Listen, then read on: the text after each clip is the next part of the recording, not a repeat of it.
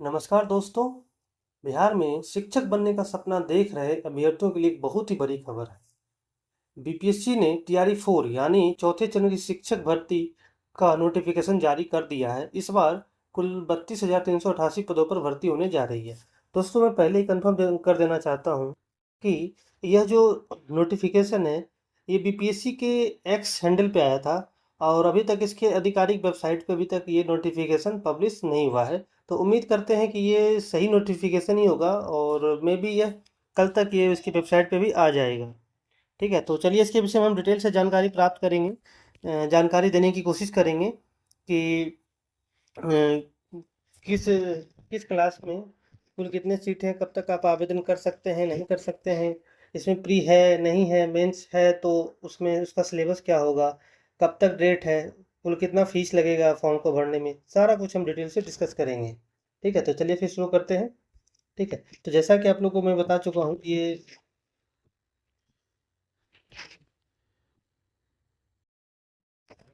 ये चौथा चरण है। ठीक है, और कुल पद इसमें दिया गया है 32,388। ठीक है, और यह जो शुरू है ऑनलाइन आवेदन जो शुरू होगा हमारा एक से एक 1 सितंबर से 30 सितंबर के बीच में होगा। ठीक है, और शुल्क का भुगतान जो है पेमेंट इसका 1 से लेकर 29 सितंबर के बीच ही होगा।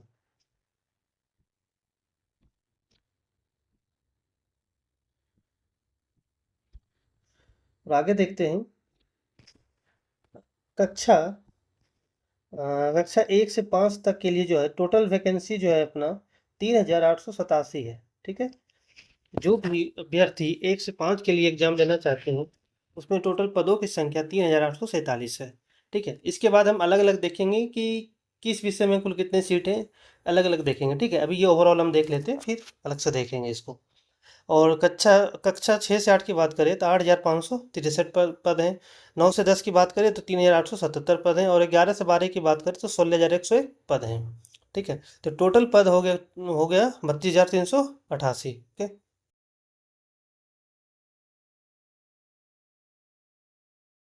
अगर हम 1 से 5 के शिक्षकों की बात करें यानी कि प्राथमिक शिक्षकों की बात करें तो कुल पद आपको मैं ऑलरेडी बता चुका हूँ कि ये पद है 3,847।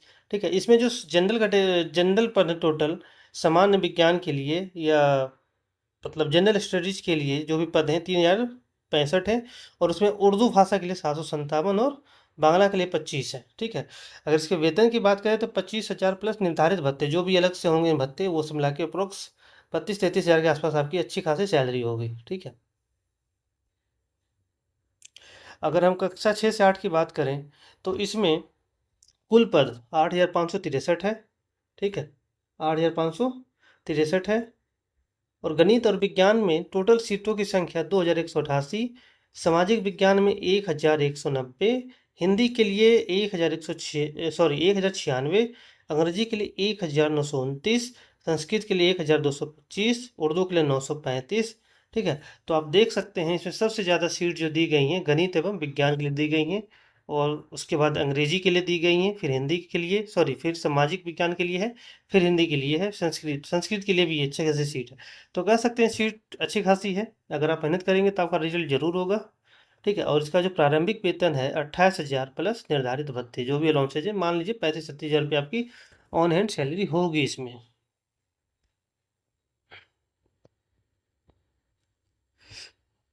आगे बात करेंगे कक्षा 9 से 10 के लिए। इसमें कुल पदों की संख्या जो है दिया गया है 3,877।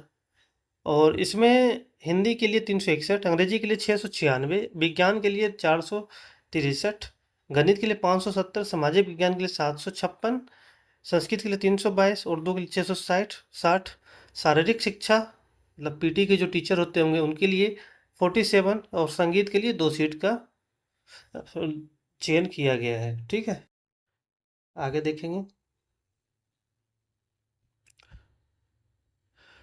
कक्षा 11 से 12 तक का देखें तो कुल पद है 16,101। ठीक है, 16,101 पद हैं। 16,101 पद है। ठीक है, इसमें आप इसका जो नोटिफिकेशन है आप उसमें चूंकि ये बहुत ही डिटेल में है तो उतना टाइम वेस्ट होगा। आप इसका नोटिफिकेशन जो है ट्विटर पे या जब पब्लिश हो जाएगा तो उस पे आ जाएगा। मैं कोशिश करूँगा ये आपका कमेंट बॉक्स में टैग कर दूंगा, आप वहाँ भी जाके देख सकते हैं, ठीक है। तो इसका आगे हम डिटेल में इसका नोटिफिकेशन के आधार पर आप डिस्कस करेंगे कि कौन क्या कितना है, ठीक है। फ्रेंड्स, अगर हम इसके नोटिफिकेशन की बात करें तो आप यहाँ देख सकते हैं नोटिफिकेशन में 18/8/26 का नोटिफिकेशन है, ठीक है। 18/8/26 का ये नोटिफिकेशन है और अभी तक ये कंफर्म नहीं है। मे बी शायद ये 199% ओरिजिनल है, बट अभी इसके ऑफिशियल वेबसाइट पे नहीं आया है, ठीक है। मे बी कल तक ये आ जाए, तो आप एक बार चेक कर लीजिएगा। अगर कुछ ऐसा होगा तो हम वीडियो बना के या अपना कम मतलब एक पोस्ट करके बता देंगे कि सही था या नहीं था, ठीक है। तो आगे चलिए हम डिस्कस करते हैं।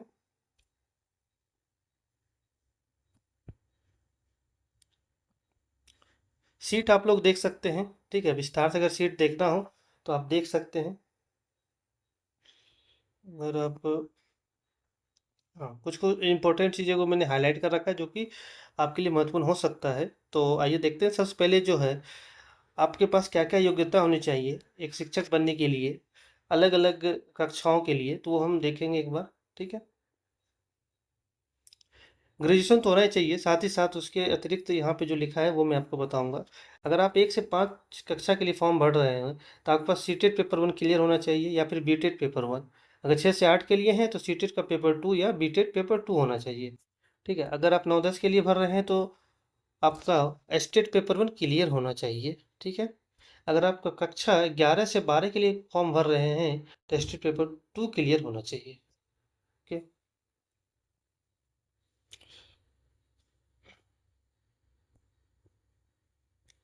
आगे यहाँ पे है, वैसे अभ्यर्थी जो शैक्षणिक योग्यता आधारित करते हों एवं शिक्षक प्रशिक्षण पूरा कर लिए हों तथा माध्यमिक शिक्षक पात्रता परीक्षा एस्टेट 2026 में सम्मिलित होने वाले हैं, वे भी विद्यालय अध्यापक पद पर नियुक्त होने आवेदन दे सकेंगे। बशर्ते उन्हें प्रारंभिक परीक्षा से पूर्व माध्यमिक शिक्षक पात्रता परीक्षा, यानी कि अगर कोई स्टेट कैंडिडेट है, अगर वो अपियरिंग में है तो वो भी इस फॉर्म फॉर्म को फिलअप कर सकते हैं, ठीक है। लेकिन उन्हें प्रारंभिक परीक्षा से पूर्व जो है मतलब जो उत्तीर्ण होना जरूरी है, ठीक है। उत्तीर्ण होना जरूरी है यहाँ पे। आगे देखेंगे। जो जो इम्पोर्टेंट चीज़ हो आपके लिए मैं उसी को हाईलाइट कर रखा हूँ ताकि वीडियो ज़्यादा लंबी ना हो, ठीक है।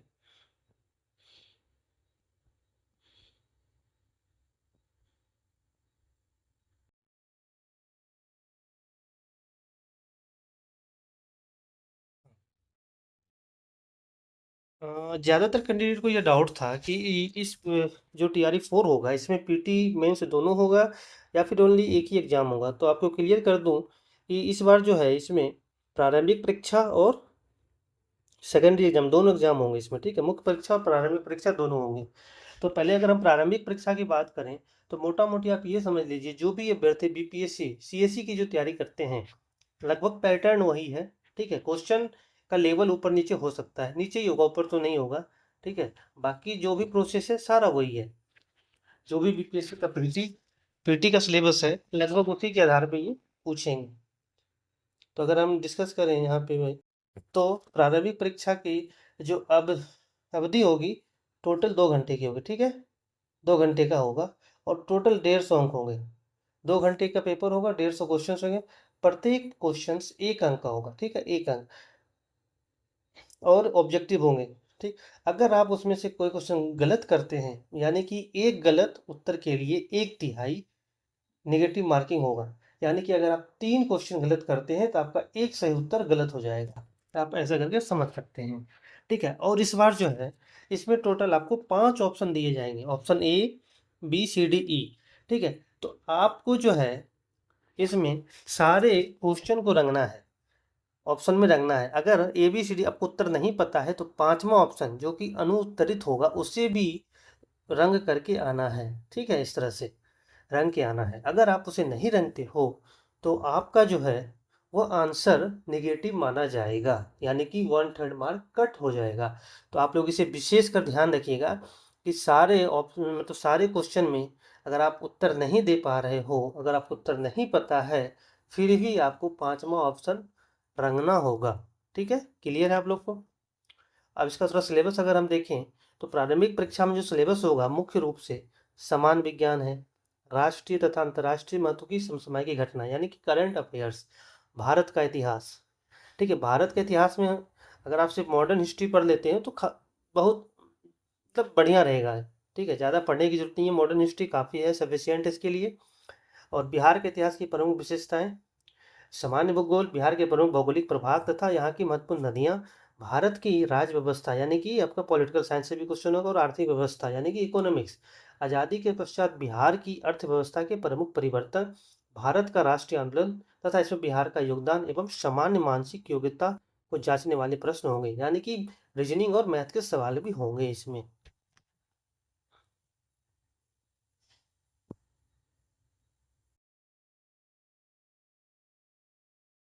ठीक है, और जो मिनिमम अंक आपको लाना होगा, चलिए जो क्वालिफिकेशन है जो कट ऑफ जाएगा वो तो जाएगा ही जाएगा। ठीक है, एक मिनिमम प्राप्तांक भी है जो कि पहले से है ऑलरेडी। ठीक है, मिनिमम मतलब उतना अंक लाना ही लाना है आपको। अगर उतना अंक नहीं लाते हैं तो भले ही कट मतलब आप वैसे भी फेल हो जाएंगे। ठीक है, तो कट ऑफ का तो कोई मतलब ही नहीं है। यहाँ पे कम से कम जो है बता देता हूँ 40% जो है जनरल श्रेणी के लोगों के लिए लाना पड़ेगा, पिछड़ा वर्ग के लिए 36.5%, जो अत्यंत पिछड़ा है उनके लिए 34% है, जो अनुसूचित जाति, अनुसूचित जनजाति एवं महिला एवं दिव्यांग जो कि विकलांग हैं उम्मीदवारों के लिए 32% न्यूनतम मार्क्स लाना अनिवार्य है। ठीक है,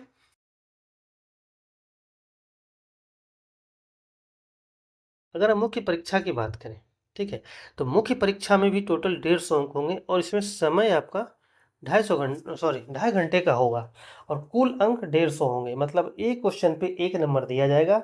ठीक है, अगर हम पहले कक्षा 1 से 5 तक की बात करें तो कक्षा 1 से 5 में दो भाग में होंगे, यह प्रश्न पत्र दो भाग में होगा। ठीक है, भाग 1 एवं भाग 2।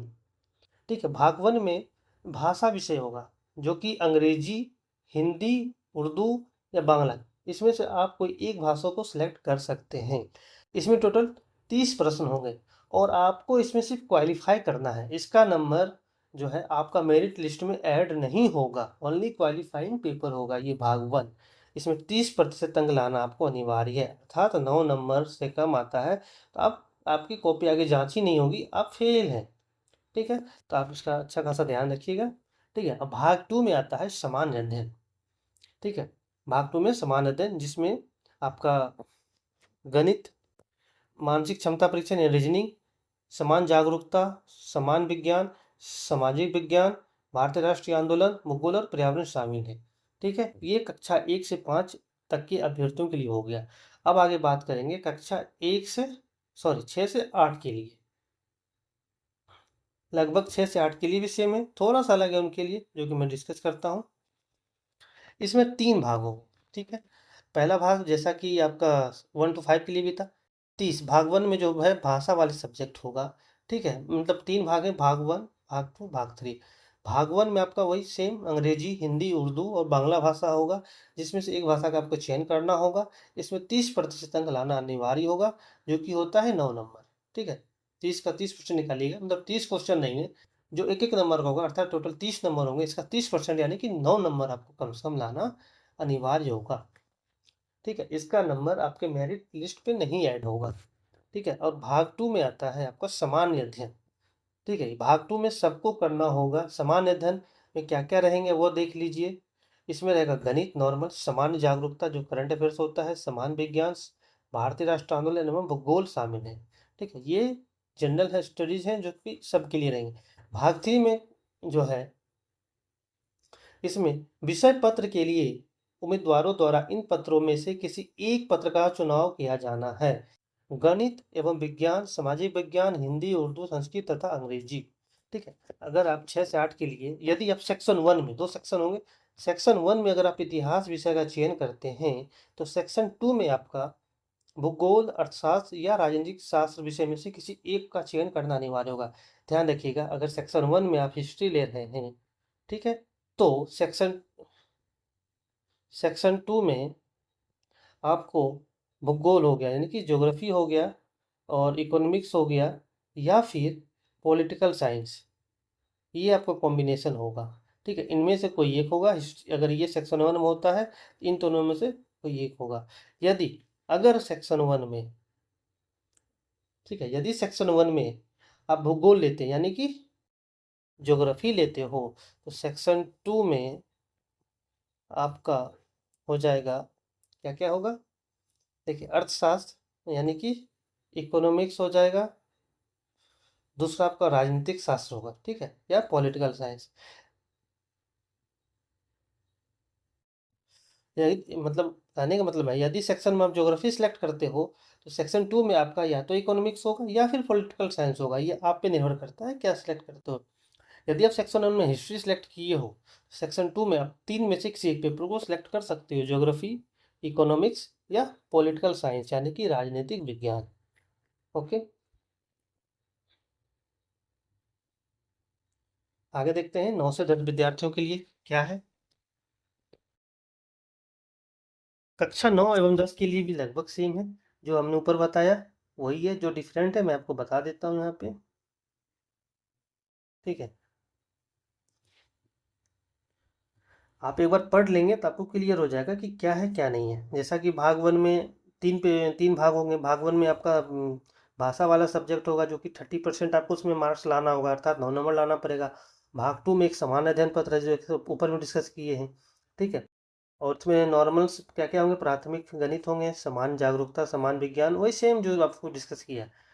और भाग 3 में जो है आपका 9 से 10 के लिए हिंदी, उर्दू, संस्कृत, अंग्रेजी, विज्ञान, गणित, शारीरिक विज्ञान, संगीत, सामाजिक विज्ञान, बांग्ला, ये सब विषय आप ले सकते हैं, ठीक है। सेम यहाँ भी आप पढ़ लीजिएगा क्या लिखा है, नोट में जरूर ध्यान दीजिएगा एक बार। वर्ग 9-10 के सामाजिक विज्ञान के चयन करने वाले, अगर आप सोशल साइंस लेते हैं तो सेक्शन 1 में इतिहास विषय का चयन है, तो सेक्शन 2 में भूगोल, अर्थशास्त्र, राजनीति शास्त्र विषय में से एक विषय का चयन करेंगे।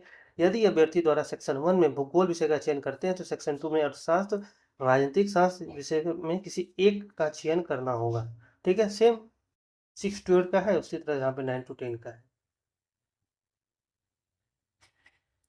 अब आगे जो भी है आप देख लीजिएगा, लगभग सेम है। 11 से 12 के लिए थोड़ा डिटेल में दिया गया है, तो आप एक बार नोटिफिकेशन को अच्छे से पढ़ के ही फॉर्म फिलअप कीजिएगा, ठीक है।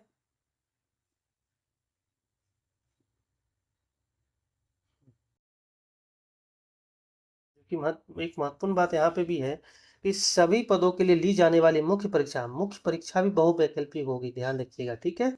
इसमें भी परीक्षा की अवधि 2 घंटों की होगी, कुल प्रश्न 150 होंगे, प्रत्येक प्रश्न 1 अंक का होगा। और मुख्य परीक्षा में गलत उत्तर के लिए नकारात्मक किया जाएगा, इसमें भी नेगेटिव मार्किंग है, 1/3 है। और सेम इसमें भी आपका 5 ऑप्शन रहेगा, ठीक है, A B C D E.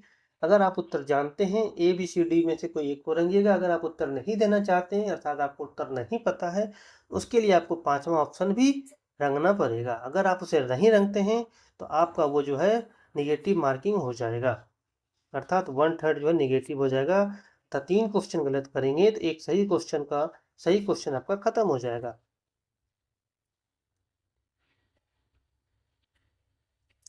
और इसमें विशेष ध्यान रखिएगा कि इसमें आपका इंटरव्यू नहीं है, ठीक है, इंटरव्यू नहीं है।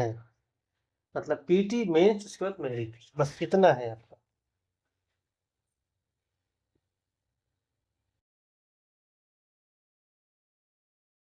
अब जो भी फॉर्म भरेंगे एक बार पढ़ लीजिएगा, नोटिफिकेशन को भरने से पहले क्या क्या कोड लिखना है। जनरल के लिए क्या है, 1 है, इस तरह से यहाँ पे लिखा हुआ है।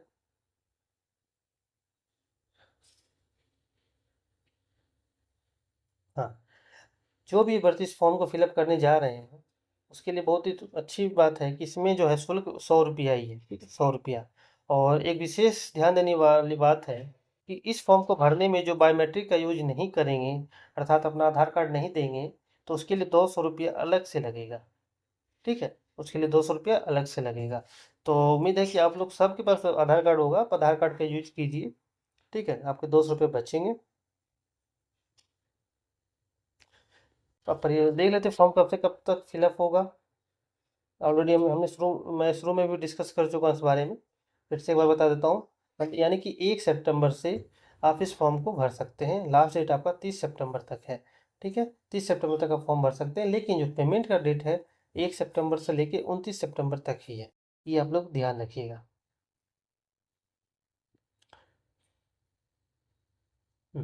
और वैसे कैंडिडेट जो कि अभी तक मतलब रजिस्ट्रेशन नहीं किए हों, मतलब इससे पहले जो एग्ज़ाम नहीं दिए होंगे या फर्स्ट टाइम बीपीएससी के द्वारा कंडक्ट किए गए एग्ज़ाम को दे रहे हैं, तो एक इसमें आता है ओटीआर, वन टाइम रजिस्ट्रेशन। ये करना सभी के लिए अनिवार्य है। ये करने के बाद ही आप आगे फॉर्म फिलअप कर पाएंगे, इसलिए आप इसे जल्दी से जल्दी कर लेंगे। लास्ट टाइम पे करेंगे तो ये बहुत ही सर्वर बिजी रहता है, जिस कारण से कभी कभी नहीं हो पाता है। ठीक है, तो आप समय रहते ही कर लीजिएगा इसे।